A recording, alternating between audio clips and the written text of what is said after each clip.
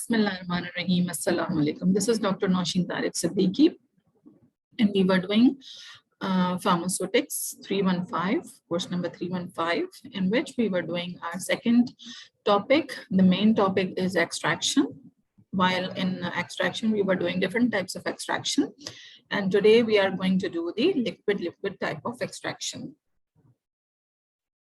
What is liquid extraction? Liquid extraction, also known as solvent extraction, involves the separation of the constituents of a liquid solution by contact with another insoluble liquid. Means that in this type of extraction, you have already done different types of extraction procedures in which the one phase is solid and the other phase is liquid.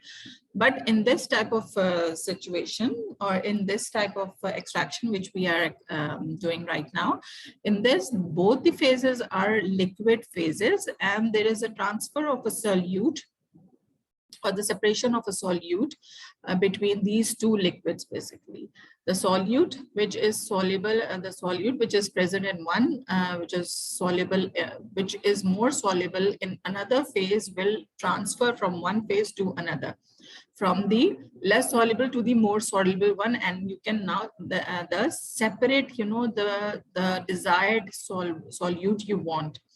Solutes are separated based on their different solubilities in different liquids. I've just told you that the separation will occur. The basis of the separation is the solubility. How much the solute is soluble in different liquids. So after you're doing the procedure, what do you get? You will get your solute in which phase or in which liquid in which it is more soluble. Okay. Separation is achieved when the substance constituting the original solution is transferred from the original solution to the other solution. How you separate a mixture? Because you get a mixture. What you do, you take a liquid which is immiscible with your original solution, but the component you require, that it is more soluble in in the liquid which you are providing, which you are selecting. So the component will from the other liquid, from the solution, the main solution which has that component, that solution, the component will get dissolved in the liquid you are providing as the other phase, and you can separate out that easily in a separating funnel. Basically, a liquid extraction, it involves the exchange of certain compounds between two solvents. Whatever you can say, that the compounds between the two solvents, it get exchanged, the desired compound which you want, and the two liquids should be immiscible, or it can be partially miscible, but usually we prefer to have two immiscible liquid. So your compound will be from one in which it is soluble, it will get transferred to the other liquid, which is in the other liquid which has more solubility towards it.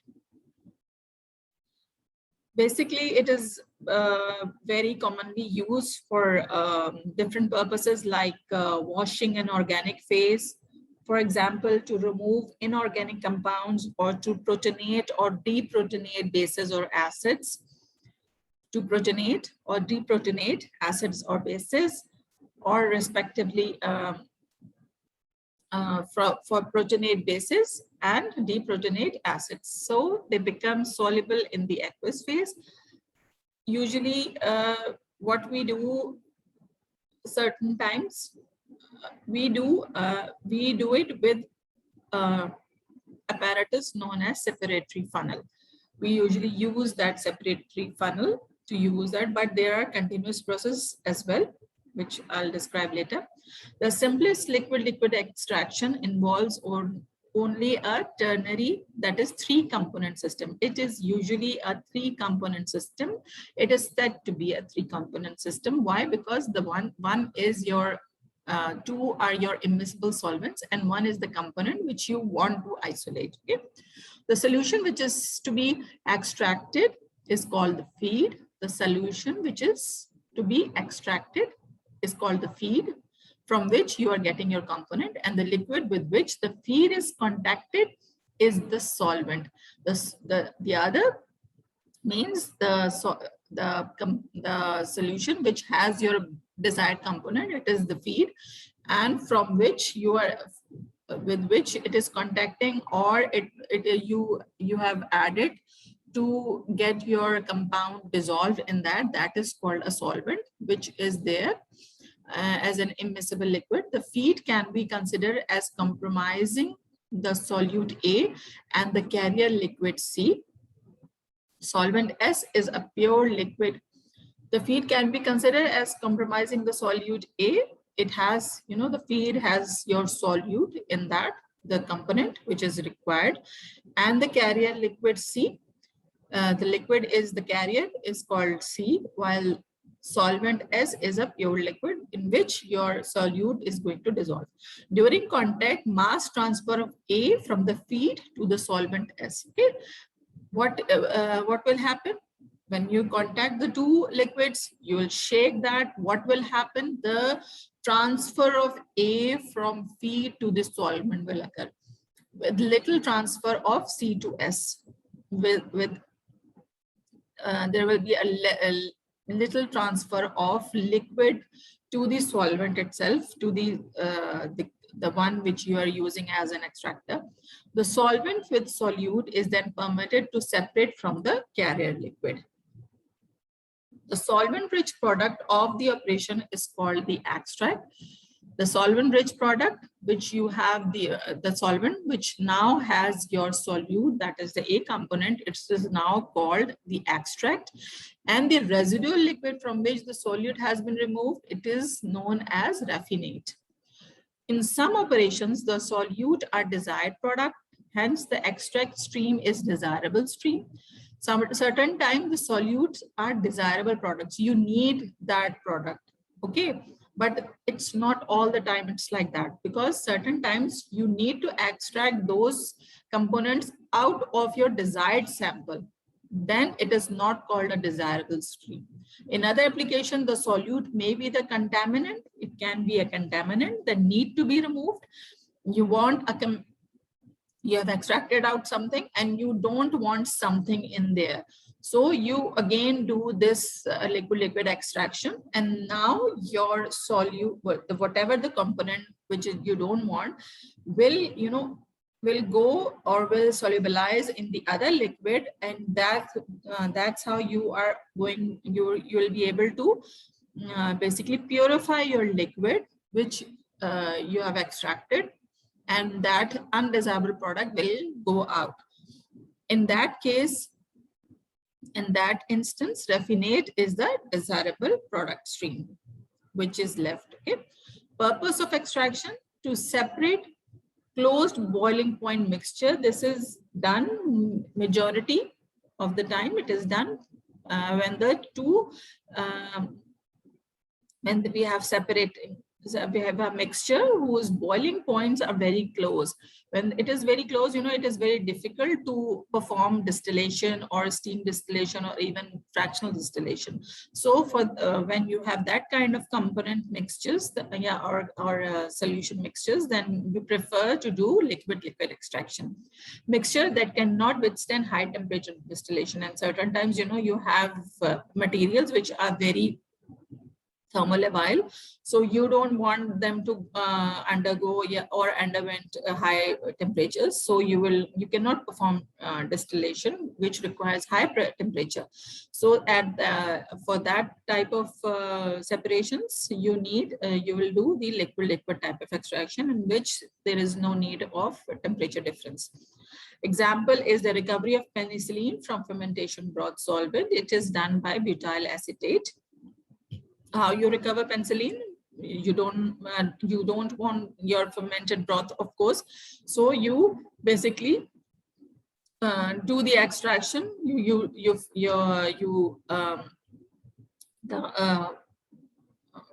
broth which contains the penicillin. You take it in a separating funnel along with butyl acetate. Your penicillin will then transfer to the butyl acetate. The same process is in the recovery of acetic acid from dilute aqueous solution, and the solvent which is used, the other phase is ethyl acetate. Liquid extraction. In liquid extraction, there are 3 or 4 things which you should keep in mind. What? The solvent, the solution, the extract, and the raffinate.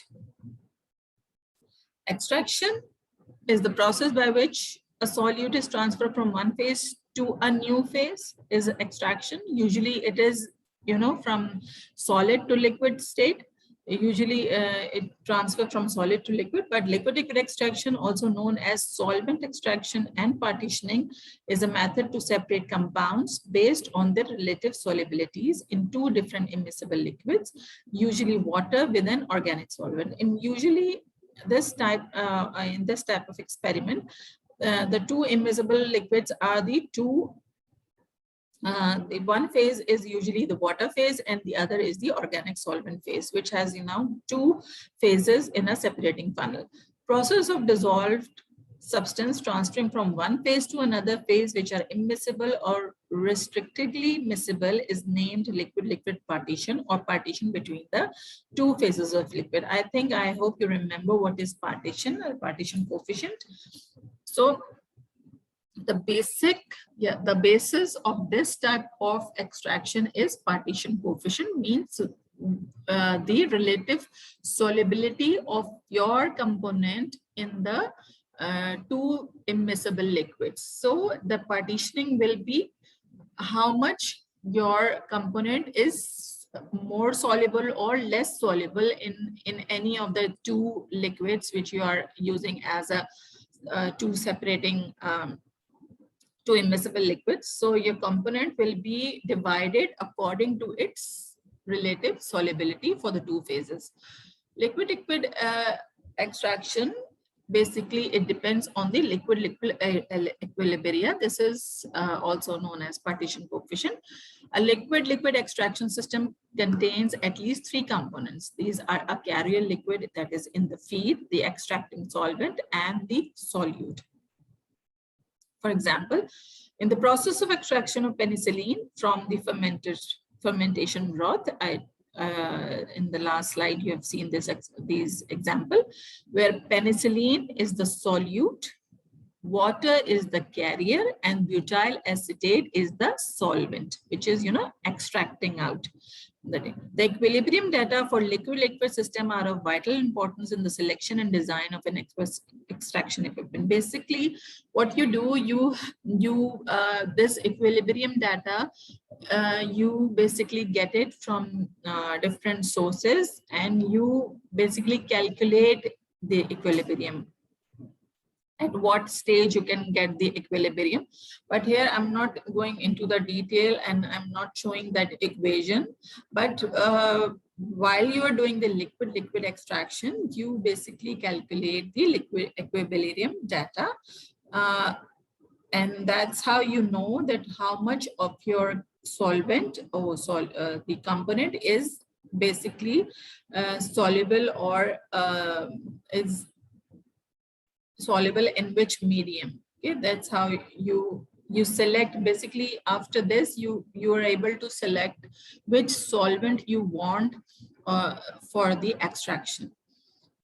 There are different types of extraction of liquid extraction. So, number 1 is the periodical extraction. In this type of extraction, basically you use a separating funnel. How do you use a separating funnel? You are going to use separating funnel in your labs as well. I have selected an experiment in which you are going to use separatory funnel. How you are going to do there? I hope you all have seen the picture of a separatory funnel, or you must have seen it in a your lab last semester. If you haven't, I should have put the picture over here, but sorry, I haven't. But you can, take out your mobiles or anything, and you can see a separatory funnel. It's a kind of a cylindrical kind of, or you can say the funnel is with a nozzle at the top, and it has a stopcock in one end, which is both the nozzle and the stopcock, they have an opening as well. But from the funnel, this funnel is like a glass funnel, but the upper portion of the glass funnel is also closed. So you get your you put your liquids from the nozzle, and what you do is this, there is a stopper in the funnel portion. You have seen a funnel. So if you put a stopper in the portion and the lower portion of the funnel, it is like that. So when you are using that separating funnel, you make sure that your funnel is closed and there is no liquid coming out from there. Then what you do, you add your reaction mixtures, and then you shake that equipment, your separatory funnel, you shake that. But while you're shaking, it is very important that while you're shaking, usually gas develops. So what you do, you take your separatory funnel and you will, hold it upside down, and you open the funnel side where the stopper is there to release the pressure. You do it for 2-3 times, and then you put the whole separatory funnel into on a clamp or on a stand, and then you will see that the two immiscible liquids will form 2 layers, in which one of the medium in which you will have your component, dissolved component in that, and then you will extract, you will take out the 2 phases in different beakers. That's called the periodical extraction. In continuous extraction, basically you provide your solvent with a continuous phase, and counter current extraction, it is basically attached with a column. In this, usually column chromatography, or the procedure of column chromatography is done. What is chromatography? Again, the basis of the chromatography is again the partitioning of the liquid between 2 phases. Okay, if you cannot, if you don't know what is chromatography, then when you'll come here for the on-site classes, I will explain you again what is chromatography. As I think this is not part of your syllabus right now, but I can explain you, and I will, inshallah. Choice of solvent, what type of solvent you need, what factors you should consider while you choose a solvent. It should be selectivity. It should have selectivity towards the component which you want to dissolve in it. Okay, distribution coefficient, of course, the distribution coefficient will give you what type of its distribution coefficient should be different from the distribution coefficient of the mixture or the solution you are taking. Insolubility of solvent, the solvent should be insoluble in that, recoverable of solute from the solvent, it should be easily recoverable. Density difference between liquid phases, of course, it should not be of equal density with that of the solution you are taking. Interfacial tension. Chemical reactivity, it should not be reactive with the other component or with the other solution you are taking, and it should be very cost effective. The viscosity and vapor pressure also is very important, because you are shaking the material, so you should have a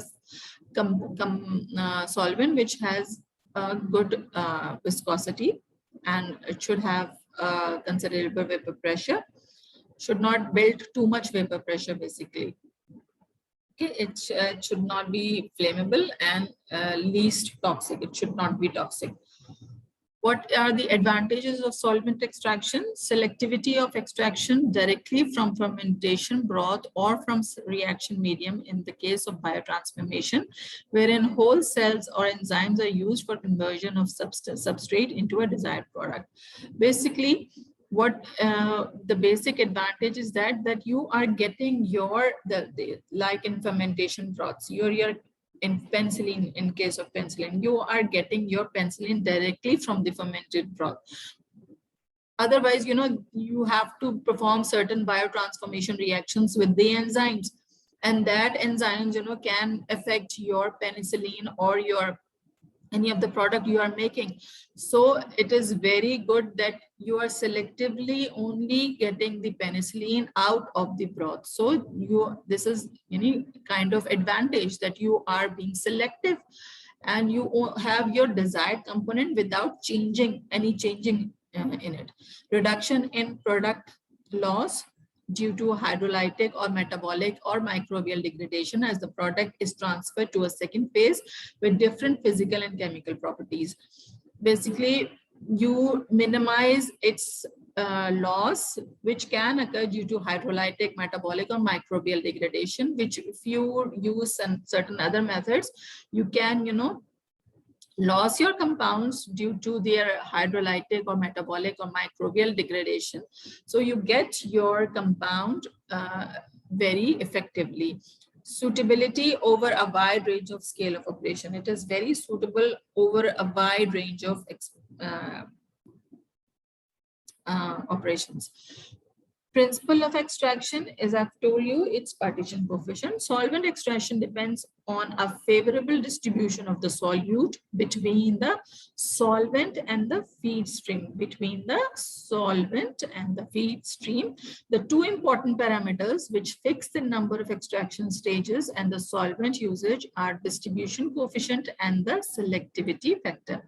The distribution or partition coefficient K is defined as K is equal to CR divided by CE. CR is the raffinate and CE is the extractant. So the ratio between these two is the partition coefficient. This the relative solubilities in the two medium. Where C refers to the composition of component in any consistent convenient unit, and the subscripts, that is E and R, refers to extract and raffinate phase respectively. A high value of K is required for the component to be extracted. This determines the quantity of solvent required to affect the recovery. Ideally, K is independent of the concentration of the solute and the ratio of extract to raffinate phase. The separation of or selectivity factor S is defined as K1 divided by K2, where the subscript 1 refers to the component to be preferentially extracted and the subscript 2 refers to the component to be preferentially retained. It is again same thing, that it is the different concentration of the things which are required and which is not required. The separability of component 1 from component 2 increases with increasing separation factor. A high value of S indicates the potential for a high degree of separation in small number of extraction stages. There is a paper by Sauder and Mott indicates that the relative uses of fractional distillation, extractive distillation, and liquid extraction. The design of a separations facility to carry out a particular separation was said to be the same in case when fractional distillation was used with a relative volatility of 1.5 extractive distillation with a relative volatility of 2.0 and liquid extraction with selectivity factor of 6.0. It means that the separation of the relative, it indicates that the separation of the extractive distillation